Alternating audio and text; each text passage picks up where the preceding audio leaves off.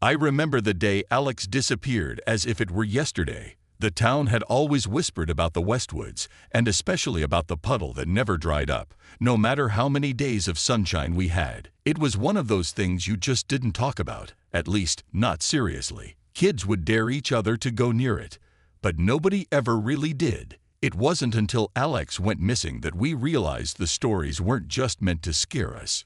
They were real, and I couldn't shake the feeling that it was somehow my fault. It had been raining for days.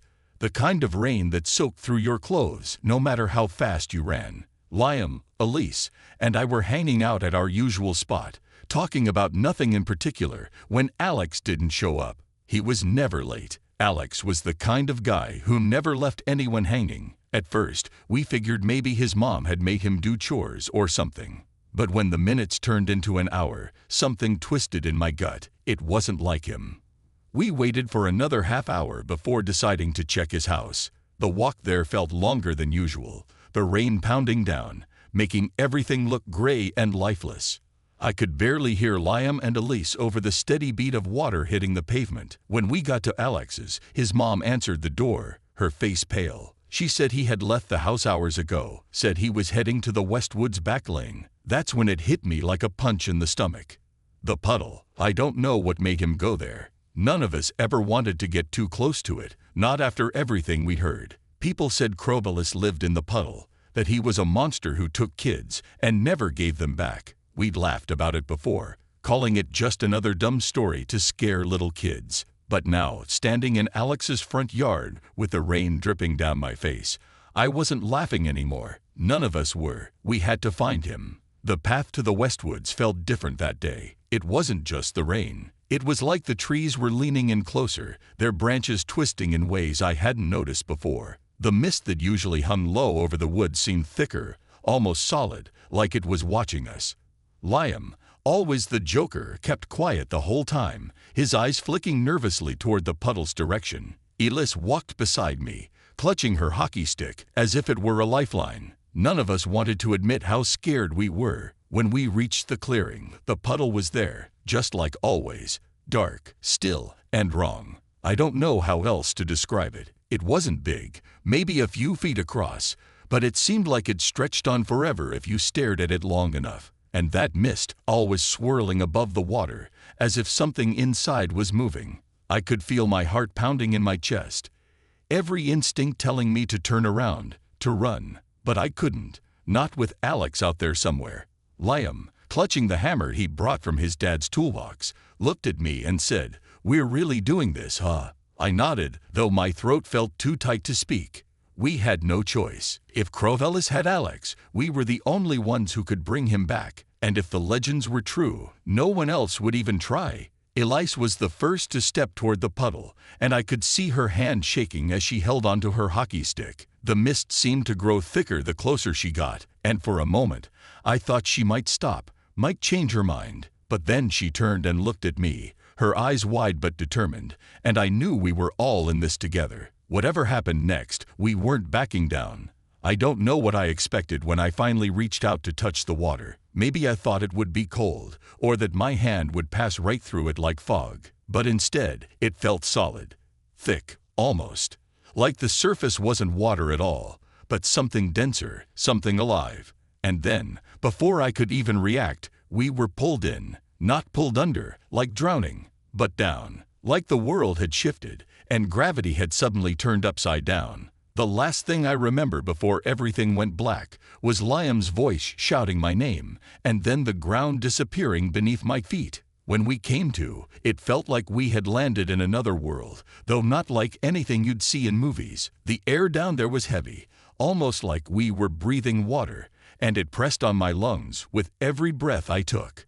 I blinked, trying to adjust to the dim light. Everything around us shimmered, but not in a comforting way. It was as if the walls themselves were alive, pulsing like veins under the skin. What had once been the bottom of a puddle was now an endless hallway stretching far beyond what I could see. The first thing that hit me, though, was the silence. There wasn't a single sound down there. No wind, no birds, nothing but the pounding of my own heartbeat in my ears. Liam was the first to stand up, gripping his hammer like it was the only thing keeping him tethered to reality. Elise was beside me, her eyes wide, lips trembling, but she didn't say a word. None of us did. There was something about the place that felt wrong, like speaking out loud might wake something up, something we didn't want to meet. It wasn't until we started moving that I noticed the portraits.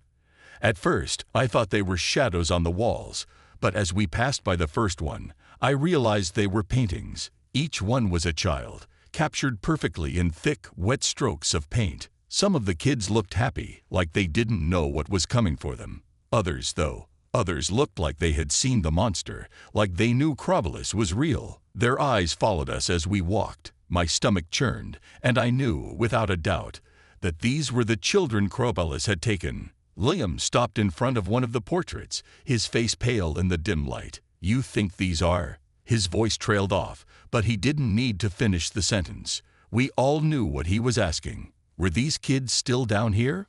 Was Alex? Elise nodded, swallowing hard. "We have to find him," she whispered, gripping her hockey stick tighter. Her voice was shaky, but she wasn't going to back out now. None of us were, not after coming this far. That's when we saw him.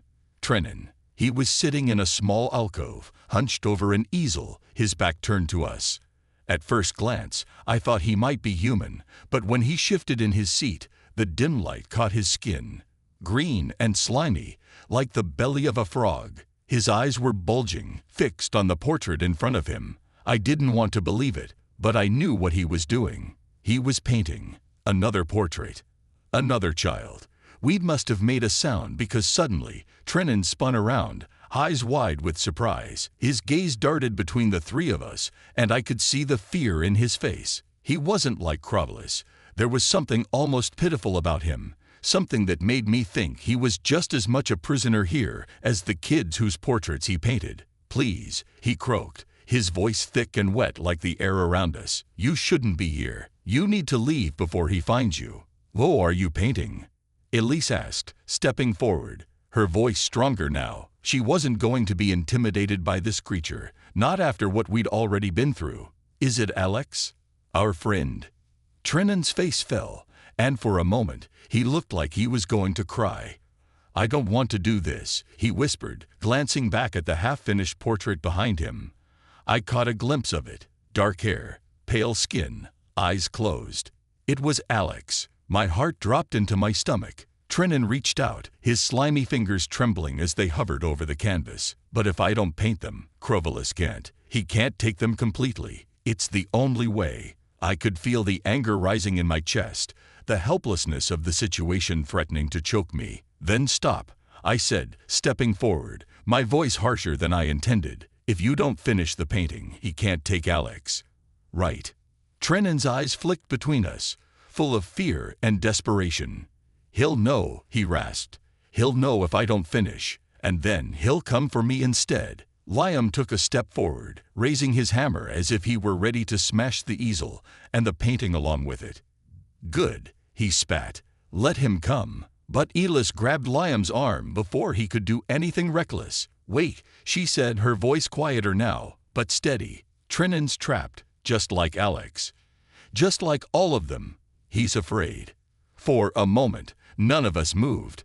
I could see the struggle in Trenin's eyes, the fear of Krovalis, the guilt weighing on him for what he'd done to the kids. He was as much a part of this nightmare as anyone, but he wasn't the one we needed to fight. "Let us pass," I said, my voice calm but firm. "We don't want to hurt you. We just want our friend back." Trenin hesitated, his gaze flickering to the portrait of Alex once more before he finally nodded. "Go," he croaked. "But be careful. He knows you're here. He's always watching."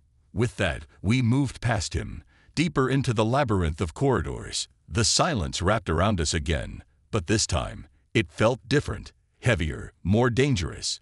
Somewhere in the distance, we could hear the faintest hiss, like something slithering through the dark. The snake.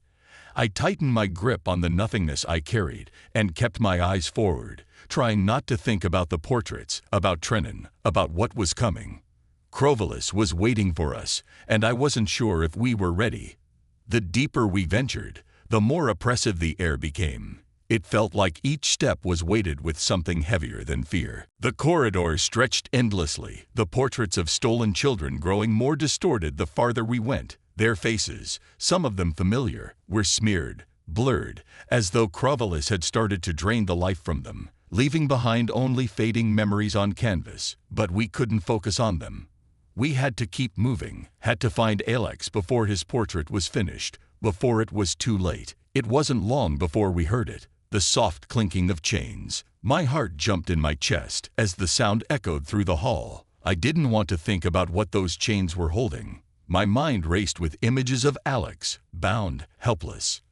I tried to push the thoughts away, but they gnawed at me, growing stronger the closer we got to the sound. Then we saw him. Alex was there, in the middle of a vast room. It wasn't like the other parts of Krovalis' domain. This place felt deliberate, almost like a throne room, though there was no throne.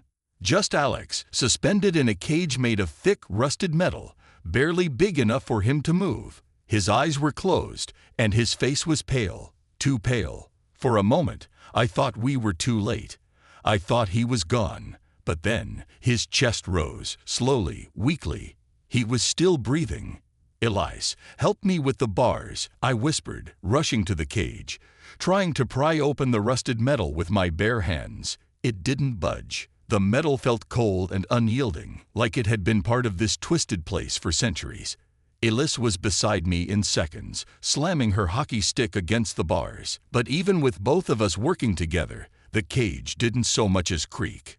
Liam stood a few steps back, watching. His face was pale, too, but not from fear, at least not entirely. He was listening. I hadn't noticed it before, but there was something else in the room with us. A faint sound, like someone crying. I followed Liam's gaze and spotted her. The girl. She couldn't have been older than 6, maybe 7. She was trapped too, in a smaller cage on the other side of the room. Her tiny hands clutched the bars as she sobbed quietly, her voice barely audible over the oppressive silence. "We can't leave her," Liam said, already moving toward the small cage. His hammer was still clenched in his hand, but he didn't raise it to smash the bars. Instead, he knelt beside her, whispering softly, "Hey, it's okay. We're going to get you out of here." The girl looked up at him, her eyes wide and filled with something I hadn't seen in a long time. Hope. It was fragile though, like it could shatter at any moment. I didn't know who she was or how long she had been down here, but I knew one thing. We couldn't leave her behind. "Liam, we need to focus," I called out, though my voice trembled. I didn't want to admit it, but the situation was slipping out of our control. Alex was still trapped, and Krovalis was out there somewhere, waiting, watching. Just as I said the words, a low growl echoed through the chamber. My heart skipped a beat, and I turned toward the sound. That's when I saw him. Krovalis. He was larger than I imagined. Towering, his body slick with something that dripped from his skin like oil. His eyes gleamed with a sickening hunger, and his mouth twisted into a grotesque smile. He wasn't like the monsters you see in books or movies. There was something worse about him, something that made my skin crawl and my throat tighten with fear. He didn't need to move fast. His presence alone was enough to paralyze us. Elise gripped her hockey stick tighter, but I could see the fear in her eyes. We were outmatched, and we all knew it. I took a step back, positioning myself between Krovalis and Alex's cage. Even though I had no idea how to stop him, my mind raced, but there was nothing. No plan, no weapon strong enough to fight a creature like him. All we had was our determination to save our friend, and that didn't seem like enough. Krovalis slithered forward, his eyes locked on Alex, who still hadn't stirred. He didn't even look at us. We were insignificant to him. His prey was already trapped, already fading. The portraits lining the walls seemed to tremble as he moved, like they were afraid too, as if they knew what was coming next. Without thinking, I rushed toward the creature, my hands outstretched, ready to do anything to stop him. But Krovalis didn't flinch. His slimy hand swiped at me with terrifying speed, knocking me back as if I weighed nothing. Pain shot through my chest as I hit the ground, and for a moment I couldn't breathe. All I could do was watch as Krovalis reached for Alex, his long dark fingers slipping through the bars of the cage.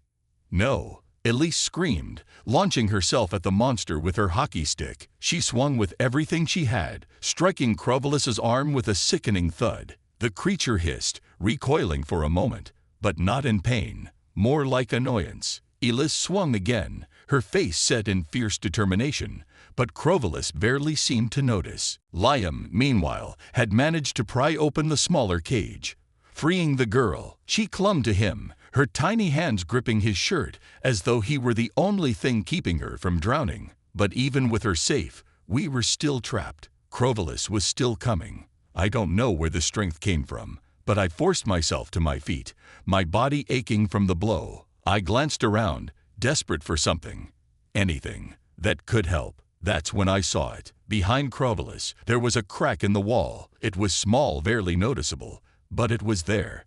A way out.